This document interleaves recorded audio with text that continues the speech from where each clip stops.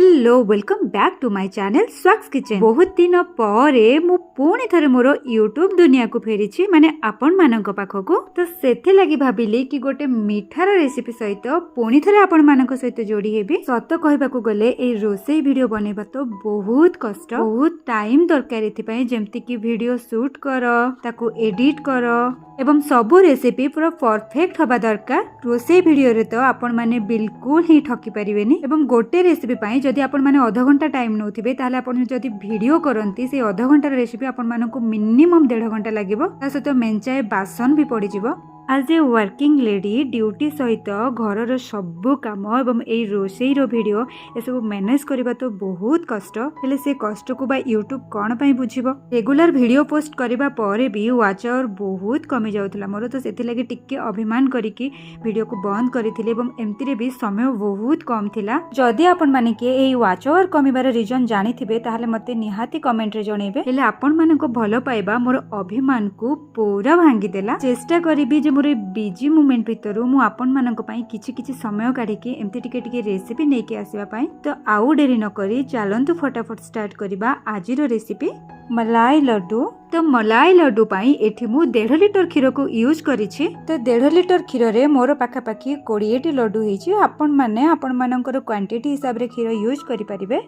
क्षीर को आम एठी टिके सिझेई नबा। तो एठी एमती क्षीर ऊपर को उठी आसीबा परे गैस रो फ्लेम को आम लो करिकि रो स्पून सहायता रे टिके मलाई बा सर को काढी नबा। जेहेतु आम मलाई लड्डू बनौछे तो आम टिके मलाई काढिकि सेथिरे मिसेइबा। हेले एटा आपण मानक पई ऑप्शनल अछि, आपण चाहिले एटा को स्किप भी करि परिबे। वर्तमान आम सेथिरे 3 चम्मच विनेगार रे 2 चम्मच पानी मिसेइकि आस्ते आस्ते करिकि पकेई नबा एवं गोटे स्पैचुला सहायता रे ताको भल्लो भाबे घांटी नबा। आपण माने देखि पारुथिबे छेना पूरा छिंडी आसिलानी। तो एमिति आमे 2 रु 3 मिनिट टिके एपट सेपट करि नबा।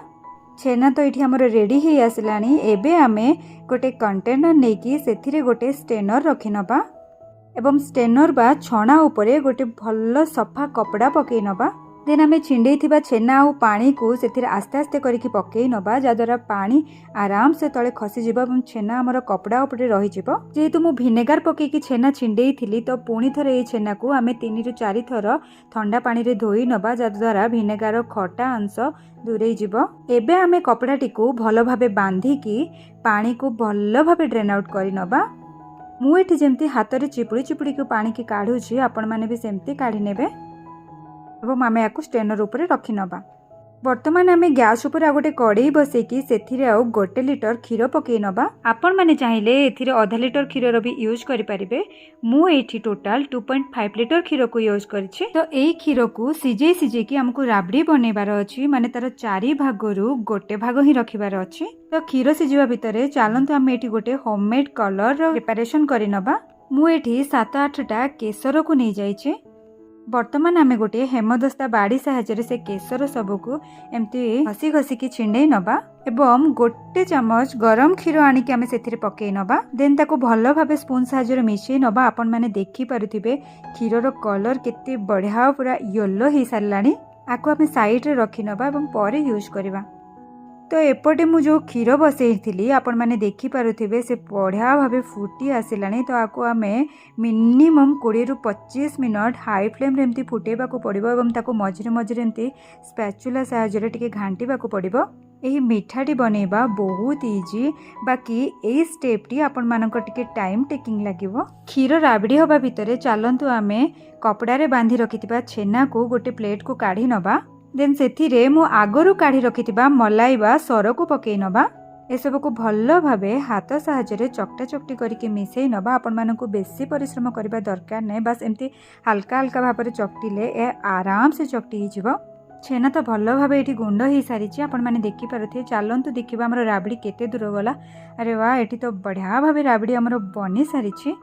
मु आपण मानकु वीडियो आगरु भी कहितली क्षीर रो 4 भागरु आमे ताको पूरा गोटे भाग करि नबा। तो वर्तमान आमे गैस रो फ्लेम को लो करिकि आमे बनै रखिदिबा छेना को सेथिरे आस्ते आस्ते करिकि पकेई नबा। देन मु एठी आधा कप चीनी को पकेई नोछि। आपण माने जदि बेसी मीठा खाउतिबे ताले आ टिक्के चीनी भी एक्स्ट्रा यूज करि परिबे। को भल्लो भाबे आमे पुणी थरे मिसेई नबा एपट सेपट करिकि। मु एठी 4-5 टा अलैच को छेचिकी तार मंजी को पकेई नोछि। आपण माने तो जानिथिबे अलैचर फ्लेवर सबु मिठारे बहुत बढ़िया आसी थाए। आमे एसबू को आउ 5 ରୁ 7 मिनट टिके कुक होगा छाड़ी नबा एवं मझिरे मझिरे एमती टिके टिके स्पाचुला साहाय्य घांटी नौथिबा नले तले टिके लागि जिबार संभावना थाए। बनिथिबा राबड़ी एठी छेना सहित मिसेकी पूरा ड्राई ही आसलानी। वर्तमान आमे गैस रो फ्लेम को ऑफ करि नबा एवं गोटे प्लेट को एसबू को ट्रांसफर करि नबा। आपण माने वीडियो रे जेतिकी कंसिस्टेंसी देखुचंदी सेतिकी ही रखिबे। जदि भी टिके पानिया हो जाई थाए ताहले बिल्कुल टेंशन नबार नाही। ताकू आपण माने फैन सामने रे 10 ରୁ 15 मिनट रखी देला परे से आपे आपे ड्राई हो जिवो। तो एठी मु गोटे स्पून साहाय्य रे आनिकी ताकू चेक करि नउची। आपण माने देखि नियंतु। आपण माने जदि तार साइज पूरा सेम रखिबा को चाहउचंदी ताहले गोटे स्पून साहाय्य रे भाग करिकी गुड़ा गुड़ी को नै जिबे। नै तो आपण माने हाथ रे भी नै परिबे। तो एठी आमी ताको टिके पापुली साहाय्य रे एमती हल्का हल्का भाबे गोल करि नबा। नै तो आपण माने चाहिले तार जे कोनोसी भी शेप दे परिबे। जेतु मु लड्डू बनौची तो ताको एमती गोल शेप दे नउची। तो सेम ट्रिक अप्लाई करिकी मु एठी सबु लड्डू को बनै नै छी। ए मलाई लड्डू को आउ टिके अट्रैक्टिव करबा पई आमे बनै रखिथिबा कलर यूज करबा। तो मु एठी मोर आंगुठी साहाय्य रे से केशर आउ खीर को सबु लड्डू उपरे लगे नउची टिके टिके। आपण माने चाहिले ब्रश रे यूज करके भी लगे परिबे। वर्तमान आमे किछिटा ग्रीन पिस्ता को पतला पतला करके काटी की ता ऊपर दे नबा। आपण माने चाहिले एथिरे आलमंड बा काजू रो यूज भी करि परिबे। आपण मानकर पसंद रो ड्राई फ्रूट्स भी यूज करि परिबे। बाकी पिस्ता रो कलर जेतु ग्रीन थाए a white yellow uh green combination ए लड्डू रे बहुत बढ़िया आसी थाए। वर्तमान आमे आको आ गोटे एल्युमिनियम फॉइल कवर करिकी फ्रीज रे 3 ରୁ 4 घंटा पई टिके रखी नबा। जा द्वारा एटा आउ टिके सेट हे जिवो। आपण माने चाहिले एटा को संगे संगे बने के भी खाई परिबे। हेले जेतु छेना रे बनिची तो एटा संगे संगे खाइले बहुत सॉफ्ट थिबो। फ्रीज रे टिके रखी देला परे तार गोटे बढ़िया कंसिस्टेंसी पळे आसीबो। टाइम तो एठी हमर हेई सारिची। लड्डू को एबे हमें फ्रीज रो काढी की एल्युमिनियम फॉइल को ओपन करि नबा एवं ताको चेक करि नबा। सत कहबाकू गले ए रेसिपीटी बनेबा एते सहज जे आपण माने समस्ते घरे बनै परिबे। एवं एई लड्डू रो चाहिदा तो मार्केट रे बहुत बेसी थाए। आपण माने जदि घरे बनौचंती मात्र 170 ରୁ 180 टंका भितरे एते सारा मलाई लड्डू बने की फटाफट रेडी हे जिवो। एवं खाइबा पई तो एटा बहुत ही बढ़िया लागि थाए जेतु छेना रे बने छे। मु एठी आपण माननकु आउ टिके हाथ रे काढी की एमती ताको टिके एपट सेपट करिकी देखै नउची। देखंतु फ्रिज रे रखिबा परे एटा केते बढ़िया भाबे सेट हे सारी छे। ओके तो आज रे मलाई लड्डू रो प्रिपरेशन आपण मानकु केमती कोन लागिला मते कमेंट रे जणेबाकू बिल्कुल भूलिबेनी। पुणी देखाबो आ एको नुवा वीडियो रे। आज पई रहिले बाय बाय।